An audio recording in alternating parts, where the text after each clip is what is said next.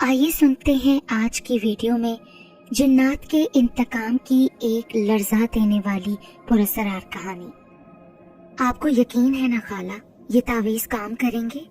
शाइस्ता अपने कांपते हाथों में पकड़े तावीज का बगौर जायजा लेती डरे सहमे अंदाज में अपनी खाला से मुखातिब हुई, जो चाय बनाकर उन्हें कप में डाल रही थी।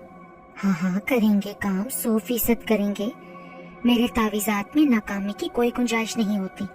तुम खामोशी से अदनान की चाय में ये तावीज मिला देना और ध्यान से वो चाय का कप अदनान को देना, किसी और को नहीं। आलिया ने सरगोशाना लहजे में उसे समझाया और कप को ध्यान से ट्रे में रखने लगी।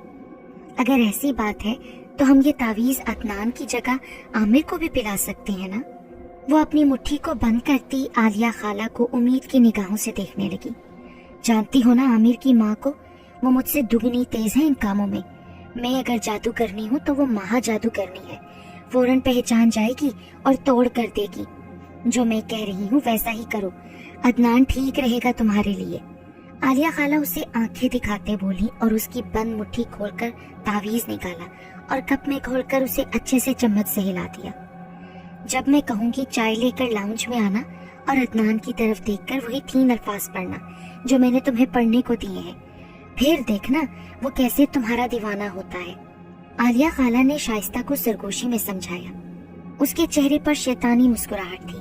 अपनी बात कहकर वो कमरे से निकल गई और शाइस्ता खामोश खड़ी अपनी छोटी खाला के पास चली आई। खाला, अब आप ही बड़ी खाला को समझाए ना कि एक वो अदनान के बजाय आमिर की माँ पर जादू कर दे ताकि वो हमारी शादी के लिए मान जाए। आपको पता है मैंने बड़ी खाला के कहने पर ही आमिर को अपना दीवाना बनाया था और अब वो आमिर की जगह अपने पड़ोस के लड़के से मेरी शादी करवाने को मचल रही है। आलिया खाला से नाकामी होने पर वो सदफ खाला से इस्तदा करने लगी। आमिर को अपने प्यार के जाल में फंसाने के चक्रों में वो खुद उस पर अपना दिल हार बैठी थी। तुम्हारी बड़ी खाला और आमिर की माँ दोनों एक ही जैसी है ना। किसी दौर में दोनों मिलकर ही जादू किया और करवाया करती थी। रिफत बाजी ने भी तुम्हारी आलिया खाला को अपनी भाभी बनाने के लिए अपने भाई पर तावीज किए थे। इसलिए आमिर को दफा करो और अदनान को एक बार मिल लो। सदफ खाला ने उसे बेहतरीन अल्फाजों में उन दोनों का सच बता दिया। वो गहरी सांस लेती चाय की ट्रे उठाकर लाउंज की जानिब बढ़ने लगी। पता नहीं लड़की कैसी होगी, अल्लाह करे अच्छी ही हो, वरना मजबूरी के तहत मुझे ये कड़वा खून भी पीना ही पड़ेगा। बेचैनी से टांगे हिलाता अदनान बेचैन निगाहें यहाँ वहाँ दौड़ाते मन ही मन में बोला। अदनान का ताल्लुक एक गरीब घराने से था। खुद सरकारी नौकरी करते हुए उसे 6 माह ही हुए थे। आलिया खाला के शोहर के बार बार कहने पर वो आलिया खाला की भांजी को देखने अपने बड़े भाई के हमरा चला आया था। किचन से बाहर आती शाइस्ता पर पहली नजर पड़ते ही उसका चेहरा उतरने लगा। 5 फुट की सांवली रंगत की दुबली पतली शाइस्ता उसे कुछ खास अच्छी न लगी। वो बुरी सी शक्ल बनाकर गहरा लंबा सांस लेते सीधा हुआ। वो इस रिश्ते से इनकार कर देता, मगर शाइस्ता से नजरें मिलते ही उसका दिमाग बदलने लगा। अदनान से नजरें मिलाते ही शाइस्ता आलिया खाला के बताए उर्फ पढ़ने लगी। अदनान की निगाहें उसके चेहरे पर ठहरने लगी। फिर शाइस्ता ने झुककर अदनान के सामने पड़े मेज पर ट्रे रखी और धीरे से अपना सांस खारिज करने की बजाय उस पर अपना पड़ा हुआ दम कर दिया। सलाम दुआ करने के बाद शाइस्ता फौरन किचन वापस चली आई। आलिया खाला ने मुस्कुराते हुए अदनान को चाय सर्व की। सामने बैठी शाइस्ता की माँ आंखों के इशारे से आलिया को अदनान से उसकी रजामंदी पूछने का कहने लगी। जवाब में आलिया खाला ने सब्र करने का मशवरा दिया। वो पहले उसे तावीज वाली चाय पिलाना चाहती थी, फिर उसके बाद अगला कदम उठाना चाहती थी।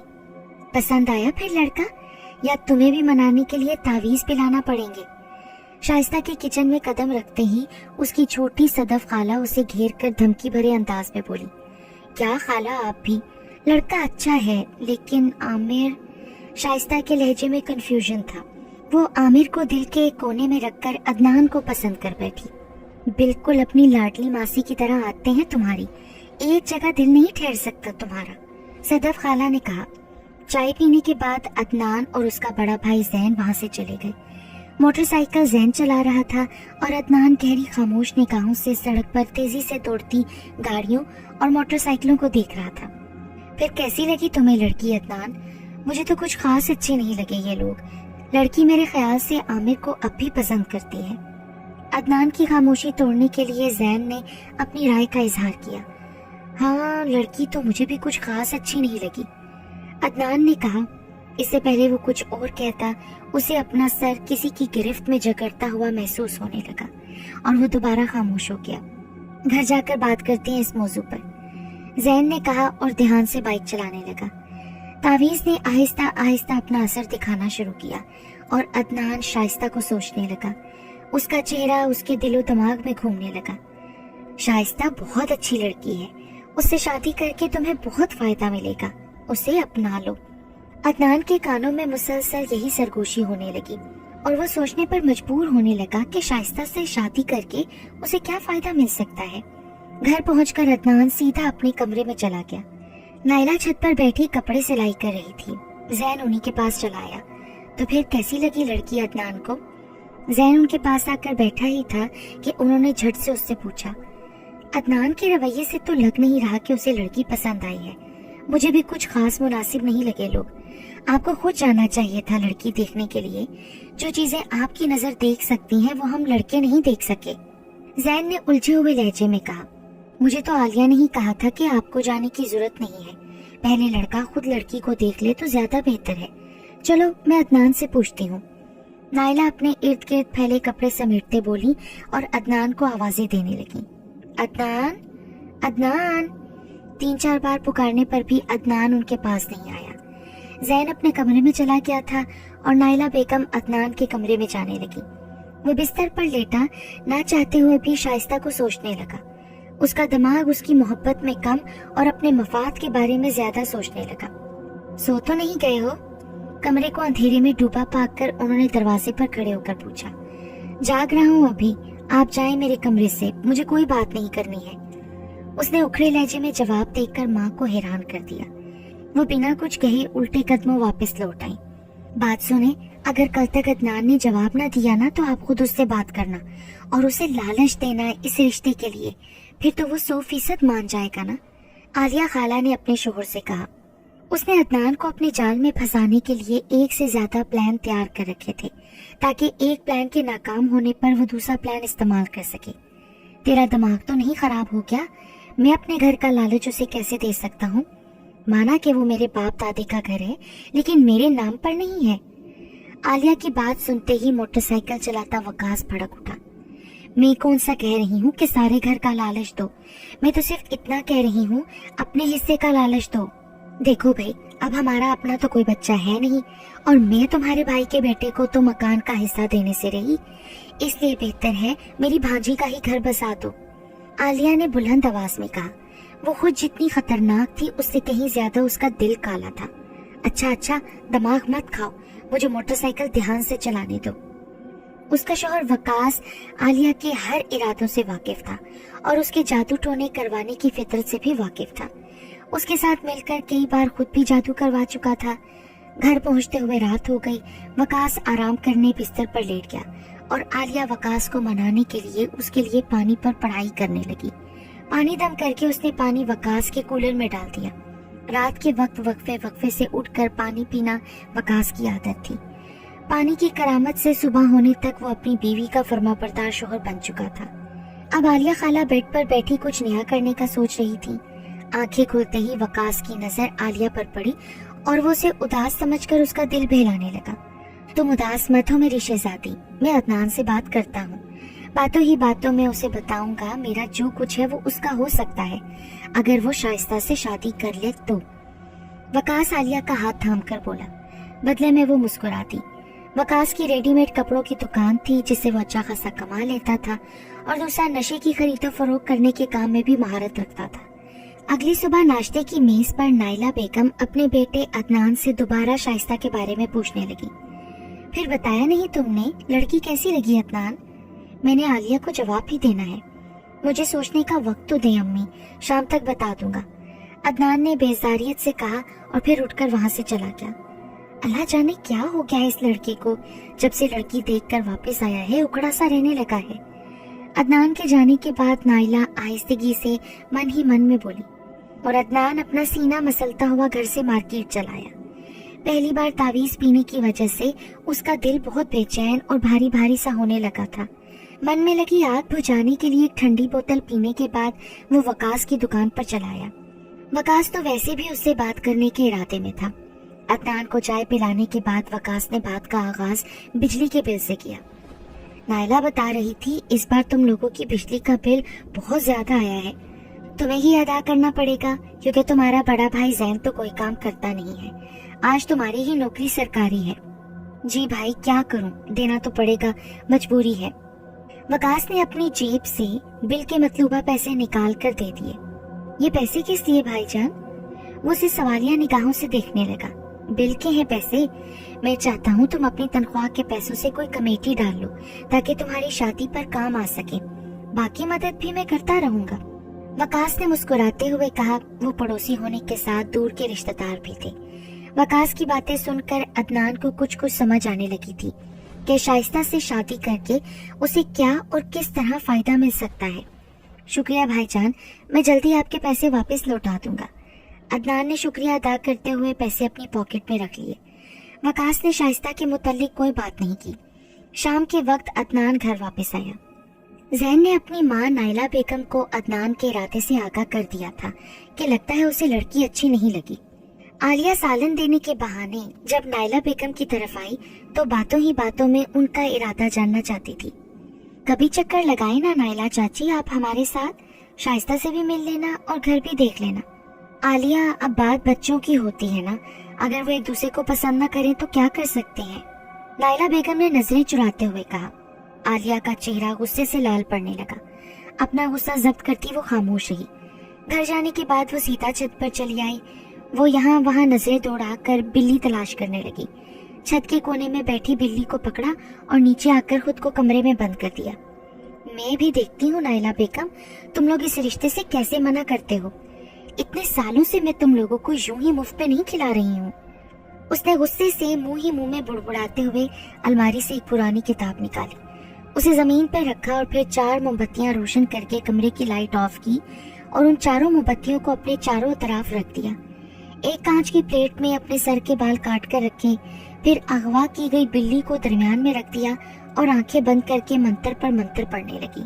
आलिया खाला मुसलसल मंत्रों का जाप करती रही। रफ्ता रफ्ता उसे महसूस होने लगा वो जिस हस्ती को बुला रही है वो हस्ती आ चुकी है।